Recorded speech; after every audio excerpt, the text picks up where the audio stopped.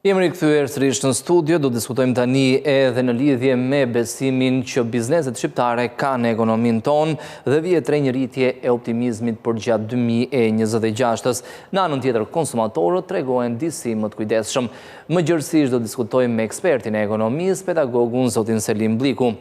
Zoti Bliku, mirë se erdhët. Përshëndetje. Si e cilësoni, si e vlerësoni faktin që bizneset shqiptare parashikojnë pra janë optimist për gjatë 2026-ës? Jemi disi të pa ndikueshëm, pa prekur shumë nga zhvillimet që kanë të bëjnë me arenën ndërkombëtare, apo realisht klima në tërësinë e vetë është optimiste? Atë është një shenjë e mirë, të paktën për bizneset, që shfaqin optimizëm, të paktën për vitin që vjen. Ndoshta një koment pak ndryshe kur flasim për konsumatorët që nuk kanë të njëjtin optimizëm, por për bizneset është një shenjë e mirë, praktikisht sepse është një pritje që biznesi dhe ekonomia në tërësi do të jetë e shëndetshme, ashtu si edhe ç'është raportuar për vitet e fundit. Dhe kjo është një continuity, pra është një vazhdimësi që paktën bizneset presin që të vazhdojë, duke pasur parasysh që kushtet ekonomike të brendshme do të jenë pothuajse të njëjtat, një inflacion i kontrolluar, normat interesit që vazhdojnë po të jenë të paktën kontroll dhe relativisht pak më të ulta në krahasim me disa vite më parë, dhe presin që kjo frymë të vazhdojë. Është një shenjë e mirë në vetvete, të paktën për biznesin, duke shpresuar këtu vetëm një gjë, nëse nuk po flasim vetëm për optimizëm në ato qendra ekonomike që janë të fokusuara dhe të qëndërzuara në vend, që është kryesisht zona në afërsi të kryeqytetit. Ndoshta nuk do të ishte duhet të jetë i shtrirë ky optimizëm. Duhet të jetë më diversifikuar. Pra duhet të jetë e shtrirë në të gjithë vendin dhe kjo është për të pasur parasysh. Dhe jo të flasim vetëm për ekonomi, aty ku është konsumi më i lartë dhe patjetër që japin dhe oportunitetet më shumë të biznesit që përkthehet në këtë optimizëm tashmë. Ndërsa për konsumatorin është deri diku e pritshme, kjo pasi edhe vetë muaji janar, paktën që kanë dalë statistikat, vjen fill pas dhjetorit, që është dhe ndoshta muaji me shpenzimet pak më të larta për individin, dhe vjen tani një fillim viti ku kërkohet që të ketë pak më tepër kujdes lidhje me shpenzimet e pritshme që të kenë, dhe ndoshta nuk është një njëjtë optimizëm që do të jenë dhe përfitimet njësoj siç është për biznesin. Kështu që është pak në çudi domethënë kjo disbalans për një biznes që pret rritje dhe të paktën në mos rritje të jetë një ekonomi e shëndetshme dhe biznes të shëndetshëm, por nga ana tjetër edhe konsumatori që është më konservativ në të paktën pritshmërinë që ka. Ndërkohë, zoti Bliku, në opinionin tuaj, ekzistojnë realisht diferenca mes qendrës ekonomike, përjedhoj edhe politike, pra Tiranës dhe qytetet e tjera? Ka diferencë të madhe, meqense po flasim për besimin që bizneset kanë në ekonomi? Mendoj që po, dhe është e dukshme në atë se si ekonomia është ndërtuar dhe ku ka më tepër varësi. Që do të merrnim aktivitetin kryesor ekonomik që është në Tiranë dhe Durrës, pra komplet sektori tregtar dhe më aktiv në të gjithë vendin. Dhe nuk është se nënvlerësoj aktivitetin tregtar dhe ekonomik në qendrat e tjera, patjetër, sepse ka qendra ekonomike shumë të forta të paktën, por pra mbeten të qëndërzuar, dhe nëse ne do t'i masim në volum, pjesën më e madhe patjetër që është në këtë zonën Tiranë-Durrës, dhe nuk është e njëjta përfaqësi ekonomike dhe rritje njësoj si në vendet e tjera, sepse janë kryesisht të dominuara nga biznesi i vogël, nga biznesi familjar, që dhe ato pritshmëritë që kanë nga ana e konsumit në rritje, kur flasim edhe për faktorë social që e ndikojnë këtë aktivitet ekonomik, patjetër, sepse shikohet që oportunitetet më të mëdha nga ana e zhvillimit social e gjenden në Tiranë, dhe ndaj dhe është bërë një qëndërzim i tillë që është një gjë jo e mirë, në pak të flasim për një ekonomi të qëndrueshme. Por edhe pse janë disa habo se disa qytete të tjera, disa ekonomi po prapë të shëndoshta, të mira, por nëse do i krahasojmë me këtë qëndërzim, patjetër që është i dukshëm dhe i ndjeshëm. Zoti Bliku, janë disa sektor kryesor të ekonomisë, industria, ndërtimi, shërbimet dhe tregtia, që udhëheqin rritjen e besimit në ekonomi. Nëse i marrim me radhë, sektori industrial pret një përmirësim të situatës dhe është rritur me 4.8% dhe parashikon rritjet kontratave porositëse, njëkohësisht rritjet e eksporteve. Mund përkthehet kjo në një stabilizim të çështjes kursit këmbimit për bizneset e industrisë, kryesisht që janë eksportuese, dhe njëkohësisht industria parashikon rritje të kostove. Kjo rritje e kostove mund vi nga rritja e pagave, presioni për rritjen e pagave? Presioni për rritjen e pagave dhe presioni pra po nis në pjesën e dytë të pyetjes. Presioni për rritjen e pagave dhe presioni le të themi i kostove në rritje që kanë pasur në vitet e kaluara dhe lëndat e parë që tani e kanë dhënë tani janë stabilizuar. Presionin mbi rritjen e çmimit. Po, që janë stabilizuar, por ka ardhur e rritje që tani të paktën e kanë marrë këtë rritje kostës, sepse edhe kur bëhen kontratat furnitore nuk bëhen për një muaj apo gjë, janë më afat gjate. Dhe kjo do të ishte një aspekt, por e dyta është rritja e çmimit, flasim dhe është një le të themi koncept që gjithmonë bizneset kanë patur kujdes sidomos në vitet e fundit për moshumbjen e tregut të jashtëm vetëm për shkak të lohatës së kursit, sepse nuk është e vështirë të kuptohet që do duhet të rriten çmimet referencë këtu për të mbajtur atë normë të njëjtë fitimi për biznesin duke marrë parasysh konvertimin në mes, pra të rriten shitja në shifra për në volum euro, sepse do të konvertohen dhe do të përkthehen dhe në le të themi në një konvertim, momenti që do të kalojnë në lek për të mbuluar shpenzimet brenda vendit. Kjo është më shumë për bizneset eksportuese. Ndërsa për pjesën e një optimizmi të paktën në këtë sektor, të jemi sinqert është pak surprizë për mua sepse ky ka qenë një sektor që është i disavantazhuar, e marr këtë për shkak jo vetëm nga kursi i këmbimit, por edhe nga fokusi që është në shkallë vendi biznesi i eksportit dhe suporti që i ka pasur, flasim këtu edhe për pjesën e bujqësisë që ka qenë në një skem tjetër të VSH-je, duke ditur që për eksportin nuk ka le të themi të VSH, që është një incentiv shumë e mirë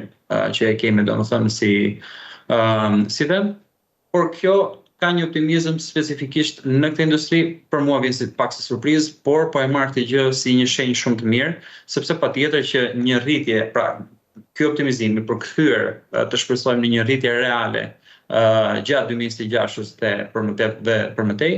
patjetër që do të ishte një shenjë shumë e mirë dhe në shkallë më të gjerë, pra dhe me bizneset e tjera dhe me aktivitetin e tjetër të lidhur me këto biznese eksportuese, prodhuese që presin një rritje në vijim.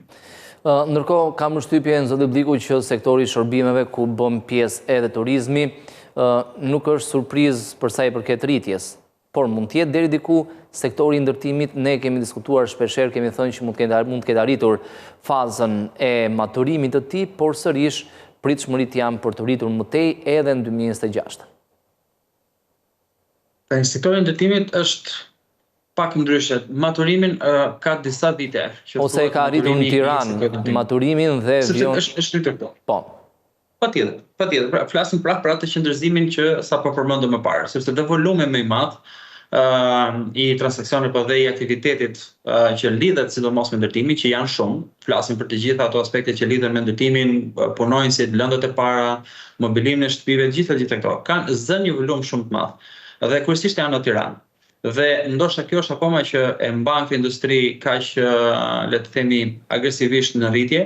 dhe ne thjesht kemi thënë që ka një frenim ose pak një ngadalësim të rritjes, por prapa ajo është në rritje, që mbetet disi e çuditshme ose pak gri si situatë në mënyrë që të interpretohet, sidomos kur e lidh këtë gjë dhe me aspektin e çmimit që gjen këto pasuritë patundshme dhe aftësisë e sociale për të mbuluar këto koste shumë në rritje, pra sa e shtrenjtë është bërë me fjalë shumë thjeshtë, sa e thjeshtë është bërë, sa e vështirë është bërë për një familje që të marrë këtë vendim që është shumë e rëndësishme nga ekonomike, të marrë një shtëpi. Kjo është pak çudi, por sido që ketë, industria vetë është në rritje, kjo mbetet pak le të themi jo mirë ose saktë e shpjegueshme, duke marrë parasysh faktorët që sapo përmendëm. Një pagë mesatare, një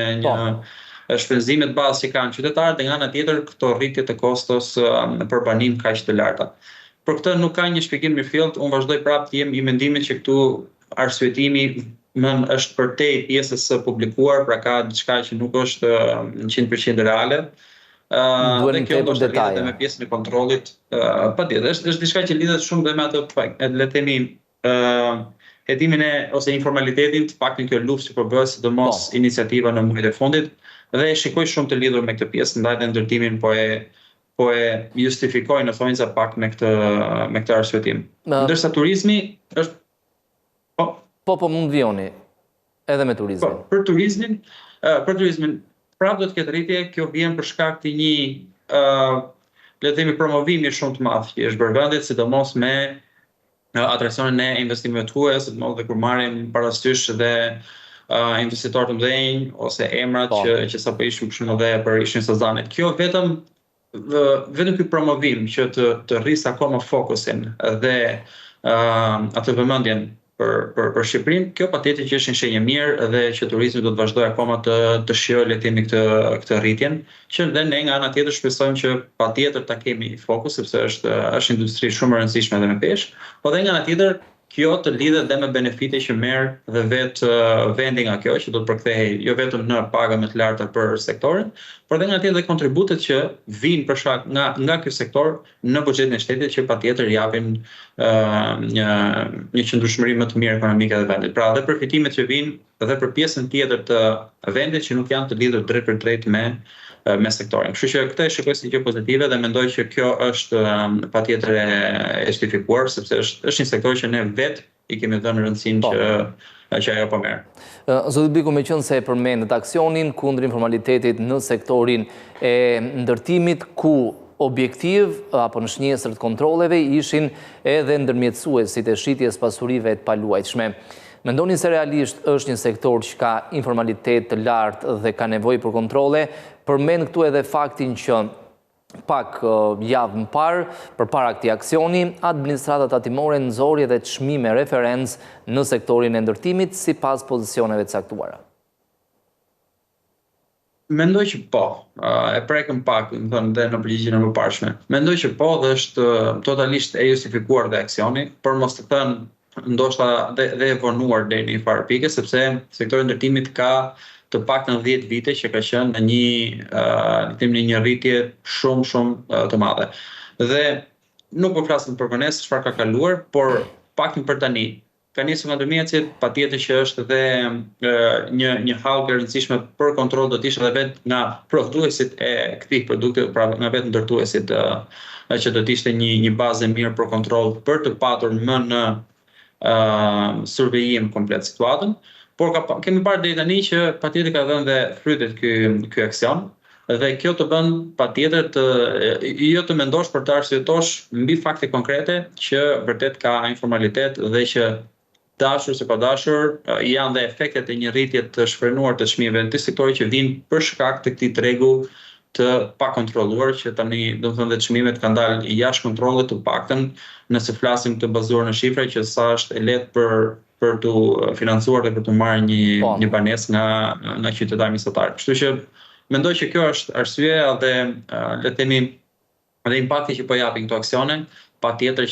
që vlen, sidomos edhe kjo ishte edhe në sektorin e turizmit, nëse po lexoja para pak ditësh dhe impaktin, ka një impakt konsiderueshëm, flisim për një rritje të deklarimit qoftë në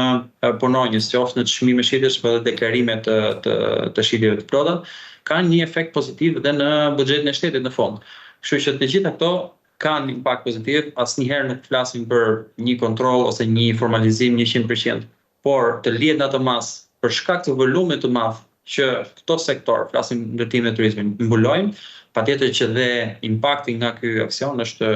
shumë i madh dhe do marrë në konsiderat. Është reflektuar me njerë. Zoti Bliku, të flasim pak minuta edhe për konsumatorin. Ju e përmendët në fillim të fjalës tuaj që biznesi në rritje, konsumatorët në vend numëron në një farë mënyre. Mund të jetë inflacioni një arsye ose thënë thjesht rritja e çmimeve më shpejt se sa rritja e pagave? Tani për konsumatorin ne kemi pasur të paktën të deklaruar, ne kemi pasur një inflacion relativisht të ulët ose nën kontroll. 2.2, 2.3%. Kjo është në masa, le të themi, të pranueshme. Tani këtu vlen të përmendim,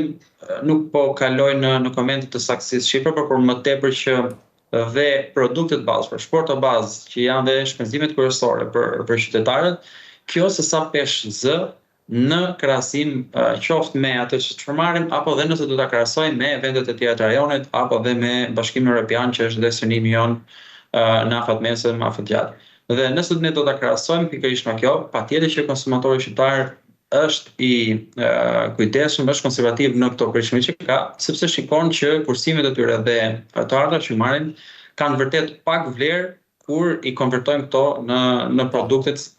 sidomos në produktet bazë, por edhe nëse do flasim për shpenzimet e tjera familjare individuale. Dhe mendoj që është tamam le të themi ajo pritshmëri e duhur, sepse nëse ne do të shikojmë në realitet, realisht paguajmë çmime më të larta, sidomos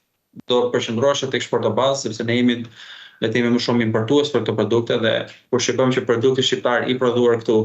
dhe ne konsumojmë produktet tuaja nga ana tjetër,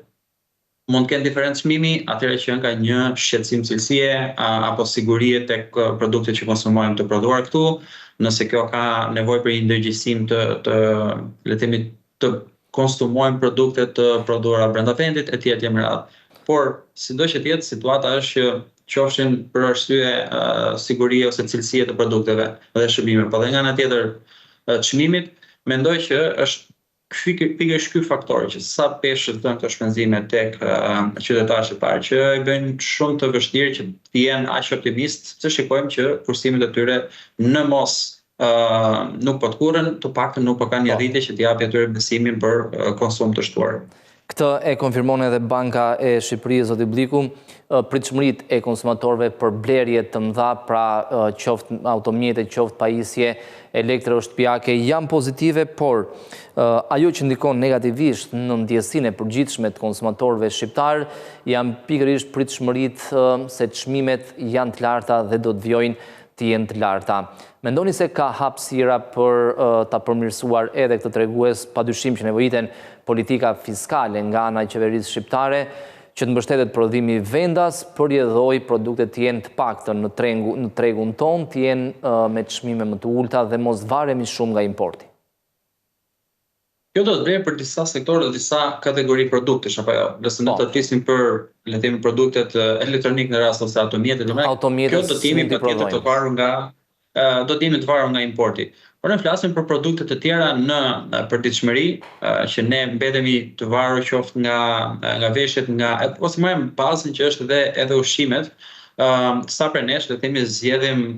produktet shqiptare që mund të jenë pak fare më të lira në krahasim me produktet tuaja. Por pastaj, prandaj është pak e vështirë sepse është gjithmonë zgjedhje e konsumatori, sepse ka jo vetëm arsye çmimi, por edhe sigurie. Kështu që bëhet pak më e vështirë për të vlerësuar nëse është vetëm kjo. Por prapë nuk justifikon sepse gjithmonë nëse ne duhet të le të themi të aspirojmë dhe po aspirojmë që të jemi të njëjtë me tregjet europiane, që unë kur e kam përmendur dhe të paktën më parë, nëse ne do të jemi vërtet konkurrues, do të jetë edhe cilësia, pra dhe siguria që ne do duhet të konsiderojmë në momentin që futem në një treg më të gjerë që është tregu europian. Dhe kjo mos t'i vinte biznesit shqiptar në atë sfidë kur mund të kemi një avantazh të vogël në çmim, por ndoshta nuk kemi atë në siguri ushqimore apo në sigurinë e produkteve dhe se çfarë do eksportojmë. Dhe mendoj që kjo është në vetvete le të themi dhe një sfidë edhe për konsumatorin, sepse për aq është gjithmonë dhe me se çfarë janë pagesat ose pagat mesatare që ti jemi realist kanë qenë në rritje, por ndoshta jo në një rritje që ka pasur edhe çmimet në vitet e fundit, të paktën për të gjithë sektorët, sepse ndoshta flasim për sektorë që nuk e kanë shijuar për shumë një rritje siç kanë qenë turizmi, ndërtimi dhe që realisht mund të jenë rritur pagat, sado le të themi pak informale të jenë ose jo. Por duke mbajtur këtë menjan, se gjithë sektorët e tjerë nuk e kanë shijuar gjithë të rritje. Dhe çmimet nga ana tjetër janë rritur me disa pagesa ose me rroga domethënë shpërblimet jo të rritura proporcionalisht, dhe kjo i bën më të kujdesshëm konsumatorin ndaj rritjes të shpenzimeve që janë të ndjeshme. Nuk flasim nëse deri tani folëm për konsumin e përditshëm dhe për sportin bazë, të flasim edhe për shpenzimet e tjera, sepse nuk bëhet fjalë vetëm për të jetuar dhe mbuluar nevojat bazike. Kështu që kjo është një sfidë dhe gjithmonë jemi më të kujdesshëm dhe këtë mund ta vërtetojmë domethënë të gjithë kur jemi në konsiderat për të bërë shpenzime sado pak që mund të jenë të veçanta, por që zën pesh në ato kursimet që ka secili individ. Zoti Bliku, edhe një pyetje në lidhje me disa ndryshime që u bën në buxhetin e vitit 2025 me